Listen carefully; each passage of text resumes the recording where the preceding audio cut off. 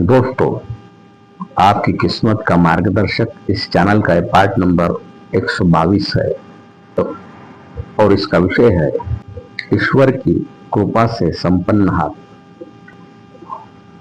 दोस्तों, कई व्यक्ति ऐसे होते हैं उन पर बहुत ही ईश्वर की कृपा होती है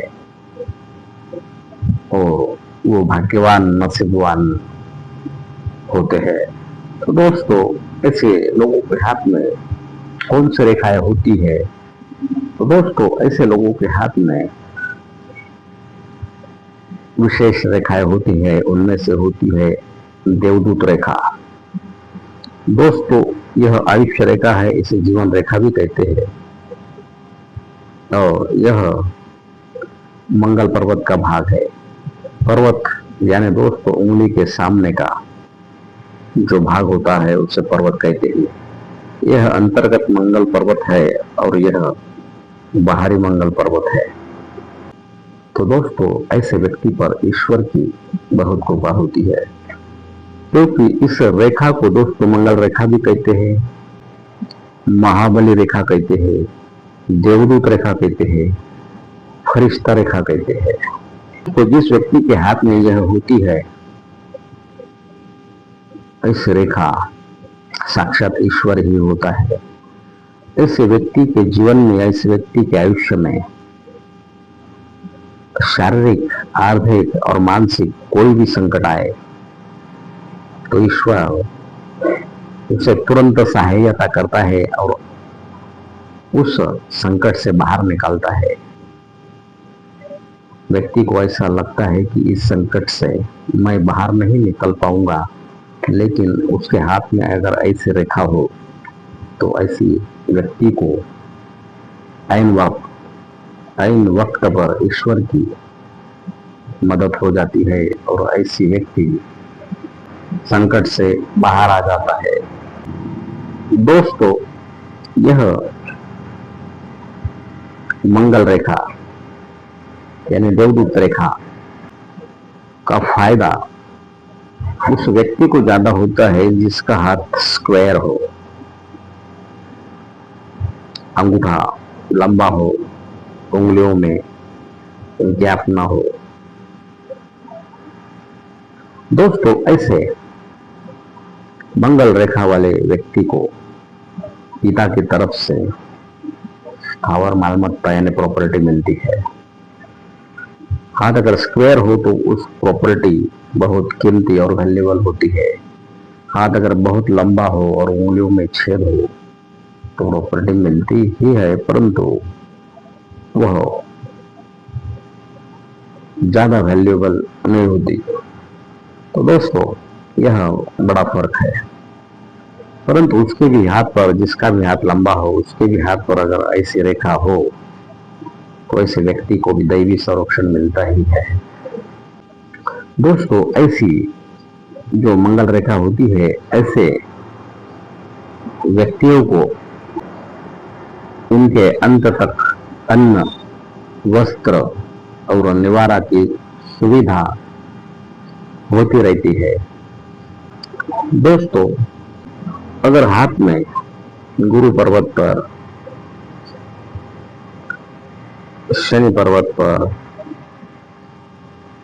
रवि पर्वत पर अगर त्रिशूल का निशान हो तो दोस्तों यह भी एक महत्वपूर्ण निशान है। और उस व्यक्ति पर जिसके हाथ में यह त्रिशूल का निशान होता है, ऐसे व्यक्ति पर ईश्वर की कृपा होती है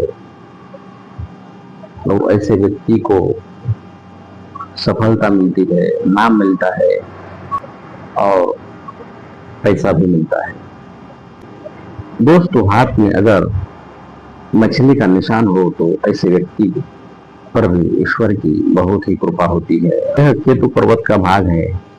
दोस्तों, यह अगर मछली का निशान हो, यहाँ हो, आयुष्य रेखा पर हो, शनि पर्वत पर हो, रवि पर्वत पर हो, हाथ में अगर इन जगहों पर दोस्तों मछली का निशान हुआ तो ऐसे व्यक्ति को अचानक धन लाभ होते रहता है और ऐसे लोगों को विदेश से भी धन प्राप्ति का योग होता है। यह मछली का चिन्ह भी व्यक्ति को किसी चीज की कमी नहीं होने देता और व्यक्ति को संपन्नता देता है। तो दोस्तों, यह चिन्ह भी व्यक्ति के ऊपर ईश्वर की कृपा से संपन्नता दर्शाता है। दोस्तों, ये अंगूठे का पहला पोर यहाँ इस पर गेहूं के दाने जैसा अगर निशान हो तो उसे यव चिन्ह कहते हैं। बाकी किसी भी सभी रेखा पर यव चिन्ह बहुत बुरा माना जाता है, परंतु अंगूठे के पहले पोर पर यव चिन्ह बहुत ही शुभ चिन्ह माना जाता है। और जिस व्यक्ति के अंगूठे पर यव चिन्ह होता है, ऐसे व्यक्ति पर ईश्वर की कृपा होती है। ऐसे व्यक्ति बुद्धिमान, ज्ञानी और भाग्यशाली होते हैं। दोस्तों, यह अनामिका उंगली के सामने का भाग सूर्य पर्वत का होता है। इसे रवि पर्वत भी कहते हैं। इस पर अगर ऐसी खड़ी रेखा हो, यह हृदय रेखा तक हो, या ऐसी लंबी हो, या दोस्तों भाग्य रेखा में विलीन हो जाने वाली हो। अगर व्यक्ति के हाथ में लंबी, साफ, स्पष्ट, गहरी, बिना कटी टूटी, बिना ऐसे यव चिन्ह की अगर सूर्य रेखा हो, तो ऐसी सूर्य रेखा व्यक्ति को धन, संपत्ति, नाम, प्रसिद्धि, सफलता देती है और ऐसे व्यक्ति पर भी दैवी कृपा होती है। दोस्तों, अगर यह गुरु पर्वत का भाग जो तर्जनी उंगली के सामने होता है, ये अगर ऊंचा उठा हो और इस पर त्रिशूल या स्वस्तिक ऐसा निशान हो, या ऐसा गुरुवलय का निशान हो, तो दोस्तों ऐसे व्यक्ति धार्मिक, आध्यात्मिक होते हैं। उनकी ईश्वर पर श्रद्धा होती है। ये अगर उसके साथ यह गुरु पर्वत भी उठा होना आवश्यक है। तो दोस्तों, ऐसे व्यक्ति उच्च शिक्षा प्राप्त करते हैं। ऐसे व्यक्ति कभी बुरे कामों में लिप्त या इन्वॉल्व नहीं होते। तो दोस्तों, ऐसे लोग समाज को मार्गदर्शन करते हैं, अच्छे मेंटर होते हैं, अच्छे मोटिवेटर होते हैं।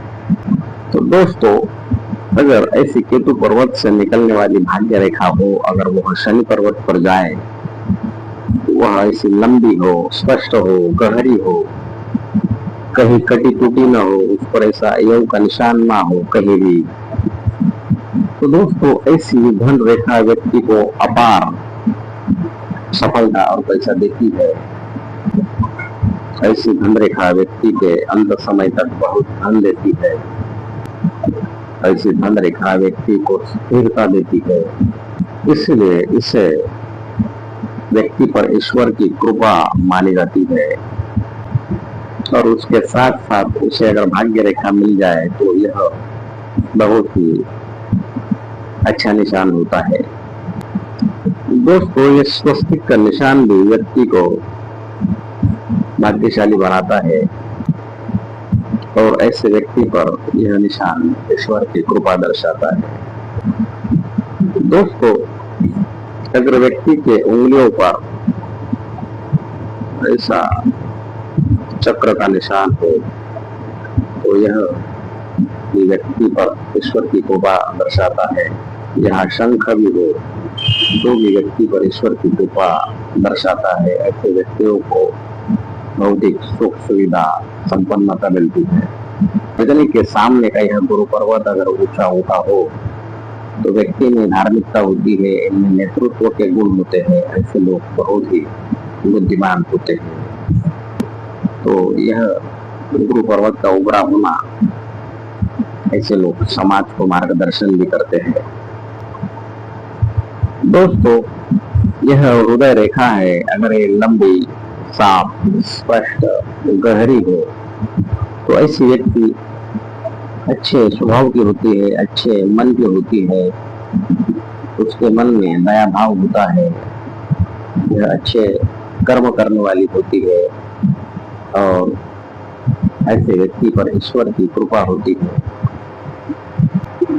तो दोस्तों, व्यक्ति के हाथ में जिस व्यक्ति पर ईश्वर की कृपा हो, तो ऐसा ईश्वर की कृपा से संपन्न हाथ पर ऐसे निशान और ऐसी रेखाएं होती है। तो दोस्तों, यह वीडियो यहाँ समाप्त होता है। दोस्तों इस चैनल के कुछ वीडियो के नाम मैं आपको सूचित करता हूँ। पार्ट नंबर 121 का विषय है हाथ में प्रॉपर्टी यानी अचल संपत्ति के योग। पार्ट नंबर 118 का विषय है हाथ में महालक्ष्मी योग यानी पैसा ही पैसा। पार्ट नंबर 110 का विषय है हाथ में भाग्य रेखा ना हो तो भी होते हैं धनवान, कैसे, जानिए।